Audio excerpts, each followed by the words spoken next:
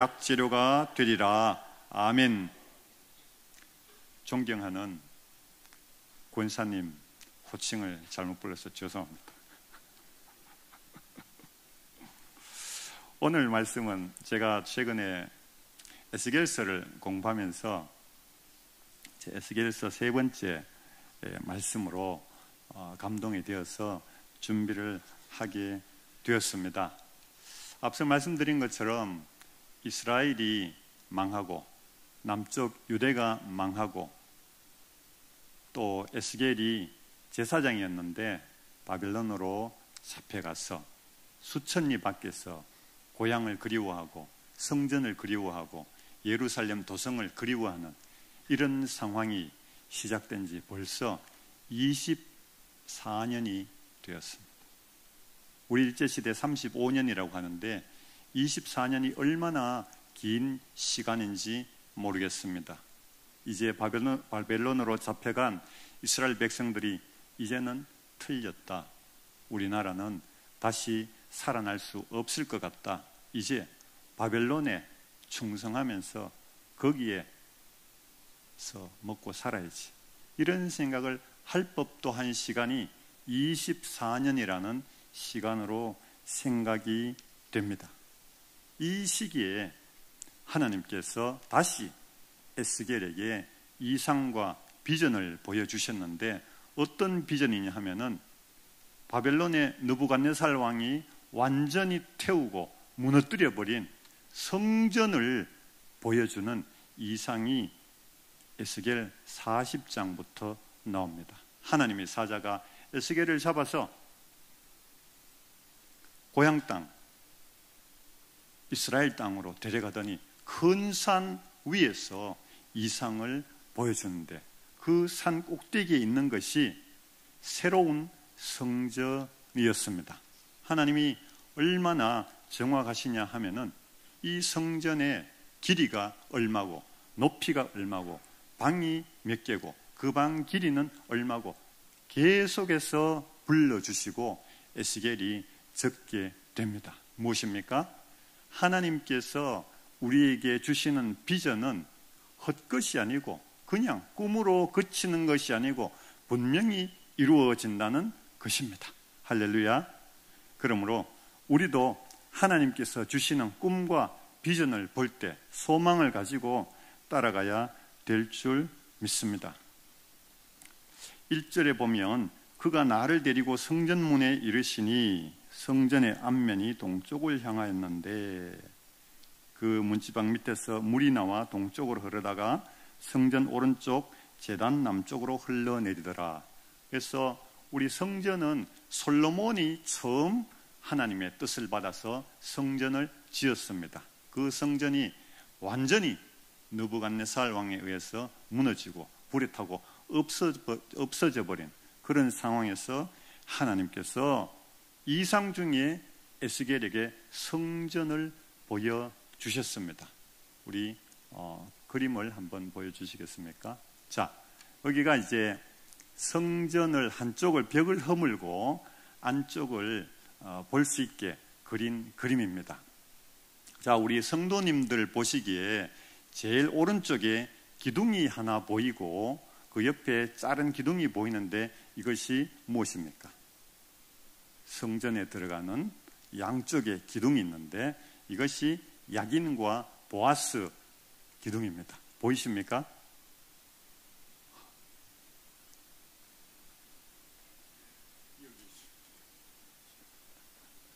자, 이 야긴과 보아스 기둥을 지나가면은 성소가 나옵니다. 거룩한 장소, 성소가 나오는데 조금 작은데 자세히 보시면은 성소 중간에 푸른색 옷을 입은 사람이 한 사람 보이는데 아마 제사장인 것 같습니다. 이 제사장이 성소에서 하나님께 경배하고 또 거기에 진설병, 떡도 두고 또 촛대도 7 촛대가 연결되어 있는 촛대도 있고 이것이 이제 성소가 됩니다. 성소에서 계단으로 이렇게 좀 올라가면은 그 끝부분에 천사가 2명 있고 중간에 조그만한 상자가 있는데 잘 보이실런지 모르겠습니다. 이 부분이 지성소입니다. 가장 거룩한 장소, 하나님의 임재가 있는 장소, 영어로는 Holy of Holies 해서 가장 거룩한 장소, 이 지성소인데, 원래 지성소와 성소 사이에는 큰 휘장, 두꺼운 커튼이 막고 있는데, 이렇게 알아보기 쉽도록 그림에서는 커튼을 제거하고 이렇게 보여주고 있습니다. 솔로몬이 지었던 성전은 이 성전 바깥에 큰 담벼락 같은 것이 공식적으로는 없습니다. 그러나 나중에 헤롯 대왕이 증축했던 이 제2성전은 보면은 바깥에 큰 이 담벼락이 있습니다. 넓게 축구장 한 2개 정도 크기로 담을 이렇게 해 놓았습니다. 이 성전이 보이게 되고 43장, 에스겔서 43장에 보면은 하나님의 영광이 나타나게 되는데, 그 영광이 성전 바깥에 동쪽 문으로 이렇게 들어오게 되었습니다. 성전의 방향은 동쪽으로 되어 있고, 그래서 하나님의 영광이 바깥 문에 동쪽에 큰 문을, 우리 예배실 뒤에 큰 문처럼 저는 큰 문으로 하나님의 영광이 큰 물소리처럼 이렇게 들어오게 되고, 그래서 에스겔이 성전에 들어가 보니 이 하나님의 영광이 이 성전에 충만하게 가득하게 하나님의 영광의 빛이 있고 하나님의 영광이 충만하게 된 것을 보았습니다. 하나님께서 내가 동쪽 문으로 들어왔으니까 이제 이 문은 닫겠다 해서 문은 닫았습니다. 성전의 동쪽 문을 닫았고 이 문을 열 사람이 없습니다. 그런데 이 문이 언젠가는 열릴 것이라고 유대인들도 생각하고 있고, 또 우리 기독교에서도 이 문이 열릴 것이다 생각하는 사람들이 있습니다. 언제? 유대인들은 메시아가 올 때 이 성전의 동쪽 문을 열고 들어올 것이다. 우리 인류에 임재할 것이다. 이렇게 생각을 하고 있고, 우리 기독교에서 또 몇몇 분들은 예수님이 재림하실 때 이 동쪽 문이, 닫혔던 문이 열리고 온 세계 사람들이 다 알 수 있도록 영광 중에 성전으로 들어올 것이다. 그렇게 생각을 하고 있습니다. 하나님의 영광의 임재는 우리가 하나님이 어디에나 계신다 이 생각하고 상충되지가 않습니다. 우리가 학습 세례 문답할 때 하나님은 무소부재 어디나 계신다 이렇게 배웁니다. 그런데 어디나 계시는 하나님이 또 이렇게 임재하신다고? 이상한데 생각할 수 있지만은 성경에 보면은 하나님이 영광이 임재하신 사건이 몇 개 있습니다. 그 중에 대표적인 것이 모세가 하나님의 율법 10계명을 받을 때 이 시내산 위에 하나님의 영광이 충만히 임재했던 기록이 있습니다. 그래서 하나님의 무소부재와 하나님의 영광의 임재는 충돌되지 않는 것으로 볼 수 있습니다. 시내산에서 여호와 하나님의 영광이 임재하실 때 그냥 임재하신 것이 아닙니다. 출애굽기 24장에 보면은 5가지 준비가 되었습니다. 첫째는 백성의 지도자 70명의 지도자들이 여호와께 와서 멀찍이 경배하였습니다. 산에 올라가지 아니하고 멀찍이 경배를 하였습니다. 예배를 드린 것이죠. 그리고 또한 그들이 산 아래에서 번제와 화목제를 드렸는데 하나님께 예물을 드린 것이고 자기의 죄를 용서하는 화목제를 드렸습니다. 죄를 씻어야 하나님의 임재가 있다는 뜻이 되겠습니다. 세 번째는 언약서, 하나님의 율법을 적은 언약서를 낭독해서 백성이 듣고 지키게 하였습니다. 그리고 네 번째는 모세가 백성에게 이 화목제를 드렸던 짐승의 피를 뿌렸어요. 그래서 그 짐승의 피가 백성들에게 적셔질 때 그들의 죄가 깨끗해졌다라고 볼 수 있습니다. 이 짐승의 피는 예수님이 오시고 나서 예수님의 보혈로 대신되어서 다시 짐승을 잡을 필요가 없게 되었습니다. 이 준비 4가지를 하고 모세와 여호수아가 산에 올라갔는데 하나님이 바로 만나 주시지 않으셨어요. 일주일을 모세와 여호수아가 산에 올라가서 기다렸고 또 백성의 지도자들도 산 아래에서 일주일을 기다렸습니다. 일주일 동안 기도를 했을 것입니다. 그때 여호와께서 구름 가운데서 모세를 부르셨고 산 위에 여호와의 영광이 이스라엘 자손의 눈에 맹렬한 불같이 보였다고 기록되어 있습니다. 이렇게 여호와 하나님의 영광의 임재는 그냥 임재해 주시옵소서 말 한마디 한다고 되는 것이 아니라는 것을 우리가 시내산 사건에서 잘 알 수 있습니다. 여호와의 영광 임재를 우리가 보기 위해서는 예배와 회개와 말씀과 예수 그리스도의 보혈의 능력과 또 기도하면서 기다림이 필요합니다. 여호와의 영광의 임재가 왜 중요하냐? 오늘 47장 말씀에서 나오는 성전에서 흘러나오는 물이 성령의 생명수가 되는 것입니다. 이 생명수가 그냥 성전에만 들어간다고 흘러나오는 것이 아니라는 것을 성경은 밝히 말하고 있습니다. 생수가 흘러나오기 전에 여호와의 영광이 동문을 통해서 들어오시고 성전 전체가 여호와의 영광으로 충만해졌을 때 성령의 능력, 성령의 생명수가 성전 문지방에서 흘러나오게 되었던 것이죠. 그러므로 우리가 성령의 능력을 구하고 사모하고 기다리기 전에 반드시 여호와의 영광이 우리에게, 우리 교회, 우리 나라에 임재하기를 준비해야 된다고 생각이 되어집니다.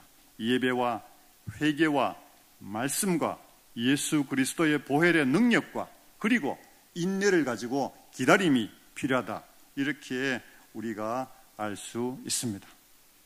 생명을 살리는 생명수는 예수님께서 누구든지 목마르거든 내게로 와서 마시라. 나를 믿는 자는 성경의 이름과 같이 그 배에서 생수의 강이 흘러나오리라 하시니 이는 그를 믿는 자들이 받을 성령을 가리켜 말씀하신 것이라. 그래서 성령은 생명수와도 같이 생수와도 같이 우리 배에서 솟아난다고 예수님께서 가르쳐 주고 계십니다. 요한계시록 성경 제일 끝장 요한계시록 22장 1, 2절에 보면은 새 하늘과 새 땅이 신천지가 보이는데 거기에 수정같이 맑은 생명수의 강을 요한이 보게 됩니다. 생명수의 강을 새 하늘과 새 땅에서 요한이 보게 되고 하나님과 어린 양의 보좌로부터 나와서 길 가운데로 흐르더라 이렇게 기록하고 있습니다. 또 이 새하늘과 새 땅에 흐르는 생명수의 강은 좌우에 생명나무가 있어서 12가지 열매를 맺고 달마다 그 열매를 맺고 그 나무 잎사귀들은 만국을 치료하기 위하여 있더라 이렇게 기록하고 있습니다. 이 요한계시록 맨 마지막 장 22장 말씀은 오늘 우리가 읽었던 본문의 7절에서 12절과도 상당히 유사합니다. 하나님의 생명수의 강의 모습들이 선지자의 이상을 따라서 달라지는 것이 아니라 같음을 우리가 알 수 있습니다. 자, 성전에서 이렇게 물이 흘러내려오는데 물이 내려오다가 90도 꺾입니다. 제단에서 꺾여서 남쪽으로 내려가는데 우리가 이스라엘의 지도나 지리를 보면은 이 예루살렘은 산 꼭대기에 있습니다. 한 700~800m 해발 산 꼭대기에 있는 이 성전에서 물이 내려오면은 자연스럽게 어디로 내려오느냐? 사해로 내려갑니다. 사해로. 사해는 놀랍게도 바다 표면보다가 한 400m 밑에 있는 정말 세계에서 찾기 어려운 특이한 지형을 가지고 있습니다. 그래서 물이 나오면 자연스럽게 사해로 흘러가게 되는 것이죠. 2절에 보면 북문으로 나가서 바깥길로 꺾여 동쪽을 향한 바깥문에 이르시기로 본즉 물이 그 오른쪽에서 스며 나오더라. 이 바깥문의 동문이 여호와의 영광이 43장에 들어왔던 그 문입니다. 그 문은 닫혔습니다. 열리지 않는다고 하나님이 선언하셨고, 그래서 그 문 오른쪽에서 물이 생명수가 스며 나오더라, 이렇게 기록을 하고 있습니다.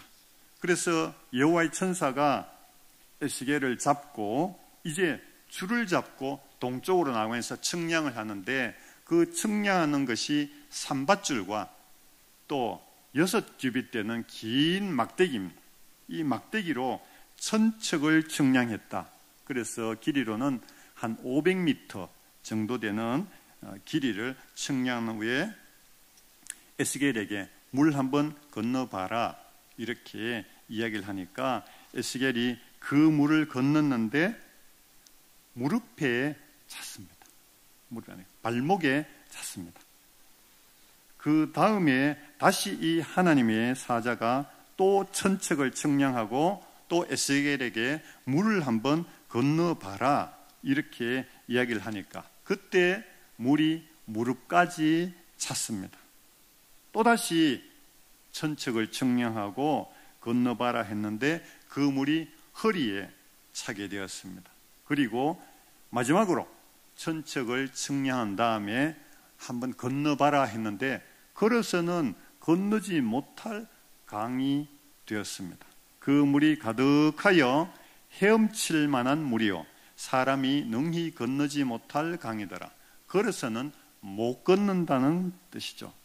성령이 성소에서, 거룩한 성전에서 흘러나와서 점점 차게 됩니다.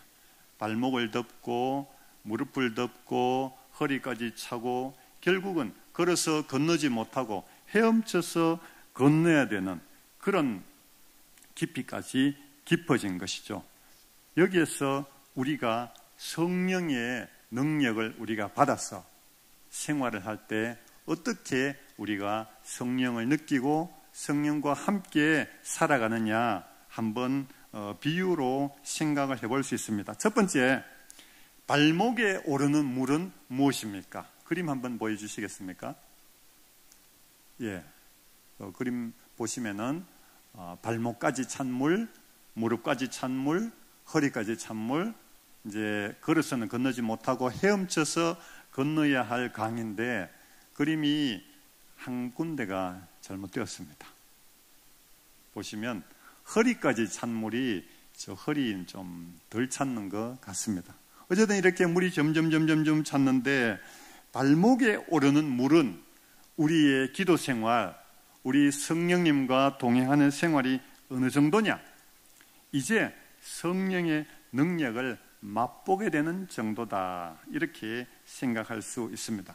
발목에서 물이 찰랑찰랑 하면은 성령께서 뭔가 내게 하시고 싶은 말이 있지 싶은데 무슨 말인지 잘 모르겠네. 갈까 말까, 이 정도의 단계라, 이렇게 볼 수 있습니다. 그러면 무릎까지 찬 물은 무엇입니까? 이제 기도의 무릎이 강건해져서 날마다 때마다 기도의 제단을 쌓는 성령의 은혜를 받는 정도를 말합니다. 그래서 기도하는 사람은 성령의 음성인지 다른 영의 목소리인지 구별해 내는 것이죠. 하나님의 뜻이 여기에 있는지 하나님의 뜻이 이쪽인지 구별해 내는 것입니다. 무릎에 오르는 정도는 그 정도다 우리가 볼 수 있습니다. 그러면 물이 이제 허리까지 왔습니다. 허리까지 오면은 걸어가면은 내 마음대로 걸을 수가 없습니다. 흐른 대로 걸어가야 됩니다. 무슨 뜻입니까? 성령의 인도하심을 따라 주의 영이 이끌어 가시는 데를 따라 내가 걸어가면서 내가 주님의 손에 쥐어진 막대기와 지팡이가 되어서 내가 그리스도의 편지가 되어서 하나님의 일을 감당하게 된다는 것이지요. 사도행전에 보면은 빌립 집사님이 성령의 인도하심을 따라 저기 가라, 에디오피아 왕의 관리에게 가서 이사야서를 풀어주고 복음을 전하라고 성령께서 감동하실 때 그리 가서 복음을 전했습니다. 복음을 전하고 세례까지 준 다음에 성령이 다시 이 빌립 집사님을 데리고 가서 이 에디오피아 관리가 볼 수 없었더라고 기록하고 있습니다. 성령께서 아소도와 북쪽으로, 이스라엘 북쪽으로 가면서 계속해서 가이사랴 도시까지 이 빌립 집사를 인도해 가면서 많은 곳에 복음을 전하게 된 것이죠. 하나님이 쓰시기에 합당한, 적당한, 괜찮은 이런 정도가 허리까지 차는 그런 성령의 은혜를 받았다, 그렇게 볼 수 있습니다. 우리 은천교회 모든 성도님들도 하나님이 쓰시기에 적당한, 하나님 쓰시기에 좋은 그런 성령의 은혜를 받으시기를 바랍니다. 이제 건너지 못할 강이 되었습니다. 이 강은 어떤 것입니까? 성령의 임재하심이 너무나 커서 사람이 능히 건너지 못할 강이 되었습니다. 감히 사람이 거역하지 못할 강이 되었습니다. 죄인도 거역하지 못하는 강이 되었습니다. 오순절 다락방의 역사가 첫 역사였다고 볼 수 있습니다. 오순절 다락방에서 120명의 성도들이 바람처럼 불처럼 임하는 성령의 은혜를 받았는데 이 제자들뿐만 아니라 예루살렘 온 성이 소동이 되었습니다.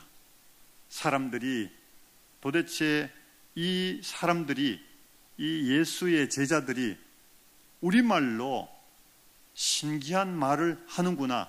예수 그리스도는 주시요, 예수 그리스도는 하나님의 아들이시죠. 너희가 죄 없는 자를 십자가에 못 박아 죽였다고 이야기를 하는데 15개국에서 온 사람들이 다 자기 나라 말로 알아들었습니다. 예루살렘 사람들이 소동하였고 이제 우리가 어찌할꼬 사도들에게 물었습니다. 그러니까 베드로 사도가 너희가 회개하여 각각 예수 그리스도의 이름으로 세례를 받고 죄 사함을 받으라. 그리하면 성령의 선물을 받으리니 너희가 이 패역한 세대에서 구원을 받으라 하니 그날 성도의 수가 3,000이나 더해졌습니다. 이것은 죄인도 교회 옆을 지나가다가, 믿는 사람 옆을 지나가다가 성령의 감동으로 꼬꾸라진 그런 역사가 없으면 있을 수 없는 일이죠. 또 5,000명이 하루에 하나님 앞에 돌아왔습니다. 무엇입니까? 성령의 역사가 이 예루살렘 전 도성을 다 덮어서 온 사람들이 자기 죄에 대해서 자극을 받고 내가 어찌할꼬, 내가 죄인이구나, 내가 어찌해야 될까, 저 예수 그리스도는 도대체 누구이길래 이렇게 교회로 제자들에게 사도들에게 몰려오는 그런 역사가 이 사람이 감히 건너지 못하는 강처럼 흐르는 성령의 역사다, 그렇게 볼 수 있습니다. 그 이후에도 많은 성령의 이런 놀라운 역사가 있었을 텐데 그 중에 하나가 1904년에서 5년 사이에 영국의 웨일즈 지방에 일어난 성령의 역사입니다. 이 역사가 사도행전의 그 역사와 마찬가지로 수많은 사람들이 단체로 내가 예수를 믿고 내가 회개합니다, 교회로 몰려오는 이런 역사가 있었고, 각 교회마다 큰 부흥이 있었습니다. 심지어 그 웨일즈 시에 사람들이 변화가 되었습니다. 술과 도박과 음란을 자제하는 그런 사회적 분위기가 형성이 되었고, 가정 내의 갈등이 줄어들고 부모와 자녀 간의 관계가 좋아졌다는 많은 고백이 나왔습니다. 심지어 노숙자, 가난한 사람들을 돌본 활동이 많아져서 그들이 배고프지 않게 되었습니다. 또 교인들이 교회 안에서만 있는 것이 아니라 교회 밖에 나가서 적극적으로 하나님의 윤리, 하나님의 법을 이야기함으로 해서 알코올 남용, 범죄가 척결되는, 사회악이 척결되는 그런 역사가 일어나고, 바깥에 나가서 밤에도 안심하고 걸어다닐 수 있도록 폭력, 범죄가 줄어들고 예절과 도덕적 기준이 강화가 되었습니다. 이 웨일즈 부흥 말고도 많은 역사가 있었는데, 이는 시내산에 하나님의 임재가 있었던 그런 기도의 준비가 있었기 때문입니다. 이 웨일즈에서도 이반 로버츠라는 한 전도사님, 간절한 기도와 오랜 기도와 회개의 역사가 이렇게 퍼져서 이 웨일즈 도시 전체를 덮어가지고 하나님의 나라, 하나님의 도성으로 변화되는 역사가 일어난 것이지요. 6절에 보면 하나님의 사자가 인자야, 내가 이것을 보았느냐? 에스겔이 본 것은 고레스 왕이 이스라엘을 풀어서 예루살렘으로 보내고 스룹바벨 성전을 지은 것, 그것뿐만이 아니었을 것입니다. 하나님께서 이 이후로 성령의 역사로 한 도시를 전체를, 개인을 하나님의 사람으로 세우는 이 도시와 큰 지역을 하나님의 은혜로 덮으시는 그런 역사를 이 에스겔에게 다 보여줬다라고 생각을 하고 있습니다. 그래서 에스겔이 강 좌우로 가보니까 나무가 심이 많더라, 이렇게 되어 있습니다. 하나님의 성령은 살리는 영이요, 죽은 자도 살리고 생명을 주는 영입니다. 그러므로 8절부터 보면은 이 물이 동쪽으로 향하여 아라바로 내려가서, 아라바는 사해 남쪽의 마른 계곡을 아라바라 그럽니다. 아라바 밑으로 쭉 내려오면은 아카바만이라는 만이 있고, 그 밑에는 홍해입니다. 홍해까지 내려가는 이런 계곡이 다 생수로 차가지고 거기에 물고기가 자라고, 그 강 가로는 많은 나무가 자라고 열매가 맺어지는 놀라운 역사가 일어나게 된 것이죠. 엔게디에서부터 에네글라임까지 그물을 치는 곳이 될 것이라. 이 그물을 친다 하면은 우리가 생각나는 것이 사람을 낚는 어부가 되라 하신 예수님의 말씀이 생각납니다. 그러므로 성령의 역사가 이렇게 강물처럼, 바다처럼 흘러내려가서 마른 땅을 적시고 생명을 소생시킬 때 복음을 전하는 자, 하나님의 말씀을 붙든 자, 주의 복음을 담대하게 선포하고 나가는 자가 많이 나온다는 것입니다. 그래서 엔게디에서부터 에네글라임까지, 여기는 사해 근처의 장소를 말하는데, 엔게디는 염소의 오아시스, 에네글라임은 암소의 오아시스, 이런 뜻을 가지고 있습니다. 그래서 여기에서 그물을 쳐서 사람을 낚고 생명을 낚는 역사가 일어나게 된다는 것입니다. 바다의 고기같이 힘이 많은 우리의 복음을 기다리는 수많은 하나님의 자녀로 택한 백성들이 바깥에서 살아서 움직이면서 기다리고 있다는 것이죠. 그런데 11절에 보면은 이 생명수가 흘러가는데도 진펄과 개펄은 되살아나지 못한다. 소금 땅이 될 거다. 이렇게 이야기를 하고 있습니다. 왜? 이 생명수가 흐르는데 왜 진펄과 개펄은 살아나지 못할까? 왜 소금 땅에 대해서 생명이 자랄 수 없는 그런 곳이 될까? 묵상하는 중에 하나님의 복음이 전달이 되고 하나님의 복음이 제시가 되고 생명이 전달이 되는데도 그 마음이 교만하면은 마음이 굳어져서 이 복음을 받아들이지 않고 멸시하고 결국은 멸망으로 가는 사람들도 있다라고 이 성경이 기록하는 것으로 보입니다. 12절에 강 좌우가에는 각종 먹을 과실나무가 자라서 그 잎이 시들지 아니하며 열매가 끊이지 아니하고 달마다 새 열매를 맺으리니 그 물이 성소를 통하여 나옴이라.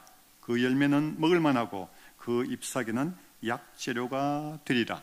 성소는 거룩한 자리입니다. 오늘 예배드리는 이 예배당에 모인 온 성도님들이 성소에 와 계십니다. 하나님의 임재, 하나님의 거룩한 임재, 쉐키나를 경험하면서 하나님의 성소에서 우리가 물을 받아 마시고 또 복을 흘려보내는 그런 역할을 감당해야 되는 사명자인 줄 믿습니다. 우리의 성소는 교회 밖에서도 있습니다. 어디입니까? 내가 있는 직장, 내가 있는 가정, 또 나의 골방, 내가 운전하는 운전석도 우리의 성소가 될 수 있습니다.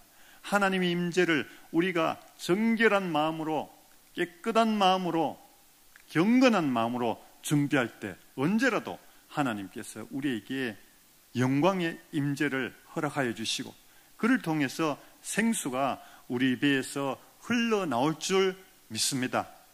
생수가 흘러나오면 우리가 곧 그리스도의 편지가 되어서 그리스도의 향기가 되어서 어디에 가든지 누구를 만나든지 예수 그리스도의 복음을 담대히 전하고 사람을 낚는 업으로서 살아갈 수 있을 줄 믿습니다. 혹시 우리의 성소, 나의 성소가 부족한 점이 있습니까? 청소가 되지 않았습니까? 성소에 가본 지 오래되었습니까? 그러면은 교회로 나와서 함께 기도하며 하나님의 임재를 기다려야 될 줄 믿습니다.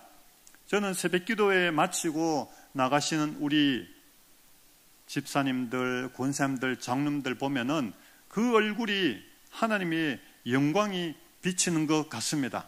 아침에 화장하지 않고 나올지라도, 아침에 예쁘게 차려입고 나오지 않을지라도, 아침에 좋은 옷과 넥타이를 메고 나오지 않을지라도 새벽에 나와서 하나님 앞에 엎드려 하나님의 임재를 구하는 그 모습이 우리에게 모세의 얼굴에 하나님의 영광이 임하였던 것처럼 우리에게 하나님의 영광을 임하게 하신 줄 믿습니다.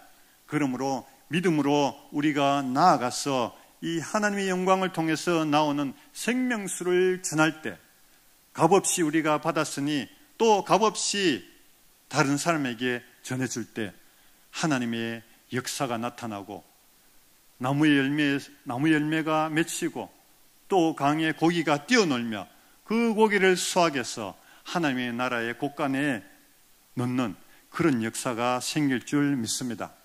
우리 학생들 중에서 성경은 공상과학 소설이에요, 이런 이야기를 하는 아이들이 있었습니다. 그러나 성경을 공부하면서 같이 함께 기도하면서 그 아이들이 변해서 어떻게 기도하게 되었습니까? 성경은 공상과학 소설이에요 하던 아이들이 하나님의 뜻이 저를 통해 세상에 펼쳐질 수 있게 해주세요. 빨리 많은 사람들이 하나님에 대해 깨달아 이 지구 전체가 하나님의 나라가 되게 해주세요. 그러기 위해 제가 하나님의 말씀을 사람들에게 전해 많은 사람들을 교회로 전도하게 해주세요. 하나님의 임재와 하나님의 생명수가 우리의 마음을 새롭게 하시고 우리 영을 새롭게 하실 때 아이들도 학생들도 변화돼서 하나님의 일꾼, 하나님의 강한 군사가 될 줄 믿습니다. 말씀을 맺겠습니다. 오늘 여호와의 영광의 임재를 보기 위해서는 예배와 회개와 말씀과 예수 그리스도의 보혈의 능력과 그리고 기다림이 필요합니다. 또 우리 안에 성소가 깨끗하게 준비되어야 되고 정결하고 거룩하게 되어야 합니다.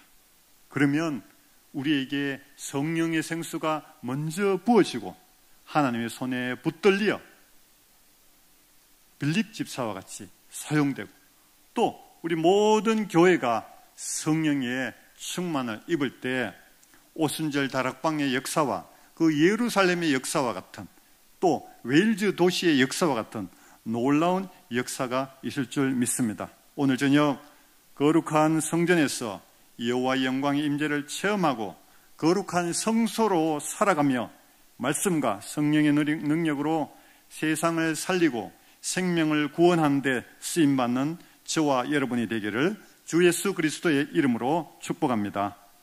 기도하겠습니다. 하나님 아버지 감사합니다. 하나님의 영광 임재를 우리에게 허락하여 주시고 우리가 생명수를 받아 생명수를 흘려보내는 복의 통로로서 살아가게 하심을 감사합니다. 담대하게 하시고 지혜를 주시고 능력을 더하여 주시옵소서. 예수님 이름으로 기도드립니다. 아멘. 찬송가 210장 시온